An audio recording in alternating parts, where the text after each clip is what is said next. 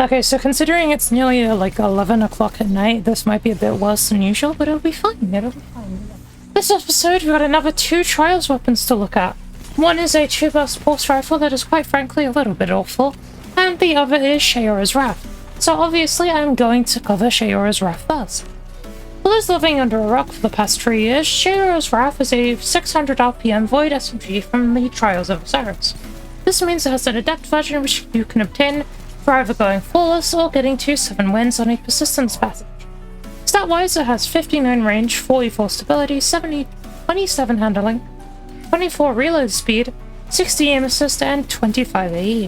Which, just in case it doesn't sound like a lot, every making moment the other 600 RPM Void SMG that was available at the time this originally released has 49 range, 38 stability, 22 handling, 18 reload speed, 56 aim assist, and 12 AE.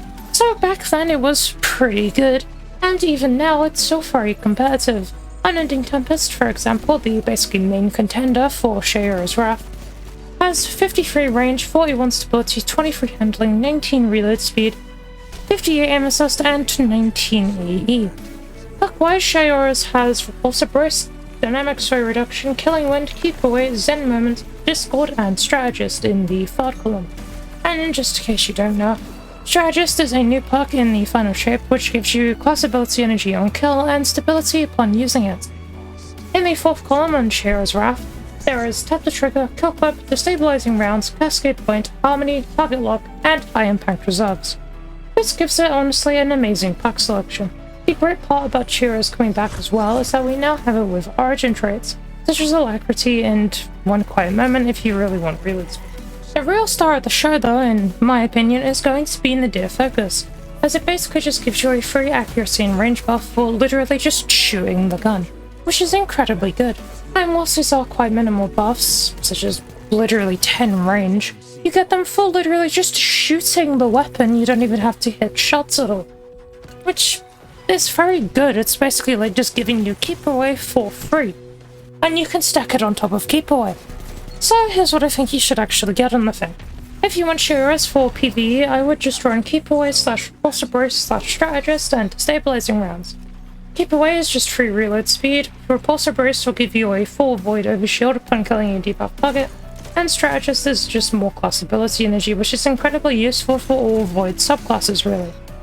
Destabilizing Rounds will then also proc volatile on kills, and they seem to have slightly lowered its internal cooldown when final shape launched, which seemingly makes it a pretty viable option, especially with Repulsor Burst, which just have constant overshield up. In PvP as usual, it's pretty much just the main obvious picks that you'd go for. You have the option of using Killing Wind, Dynamic Sway, Keep Away, and Zen Moments depending on your playstyle and how you like your gun. Dynamic Sway, like Ninja Focus, is pretty much just free accuracy for shooting people. Zen Moment is free stability and anti-flinch for shooting people. Killing Wind will give you more mobility, 40 handling, and 20 range on top of a 5% increase to damage fall-off, which lets Shayura's very easily hit 100 range, which then lets you hit up to 24.7 meters before damage fall-off, and up to 26 before turn to kill fall-off. Keep Away then just gives you more reload speed and a bit of range and a bit of an accuracy bonus, which will be active so long as you're not within 15 meters of an enemy, which is basically most of the time. And in the 4th column, you pretty much just want to be using Kill Clip. Kill Clip will let you have a 0.6 type to kill and allow you to push your range out an extra 4 meters before the 0.8 the gun usually gets. However, some people like to actually use high impact reserves, which will give you basically target lock but without the need to hit all your shots for maximum effectiveness. However, whilst this is a passive damage buff, which is usually incredibly good, you'll only actually get a 0.7 up to 2 rates instead of the 0.62 or result that Kill Clip offers. So I don't really know truly if it's a good option, but if you get a drop of it, I believe it's worth trying out to see if it works for you. It's also worth noting that the time to kill for high impact reserves that I've actually got is quite theoretical, since without shooting someone over and over, it's really not really possible for me to currently actually see the real time to kill of the weapon. Another thing to note is that these perks are actually enhanceable, since Final Shape brought the ability to enhance basically all ritual weaponry and raid adepts. This means you can get even better stats and slightly altered effectiveness of perks. For example, Target Lock will normally grant you a 7 head 1 body 0.7 times kill up to tier 6, Whilst enhanced, it'll actually do up to tier 7, and on 900 RPM SMGs, it'll still give you the 0.767 time to kill. Which isn't much of a difference, on Shayuras at least, but it can matter. Same as how enhanced keep away will give 15 range instead of 10, apparently. I think overall, the new version of Shayuras is a significantly better reprise than Igneous was, as they literally just took the already best SMG in the game and made it significantly better. And whilst I actually did think it probably wasn't worth farming again, as the old version is already incredibly good on its own, and I didn't want to play multiplex trials, to be honest. I think the deterministic recoil, which is incredibly smooth by the way, the nadir focus origin trait, and the new perks are more than enough reason to farm the new variants of the gun.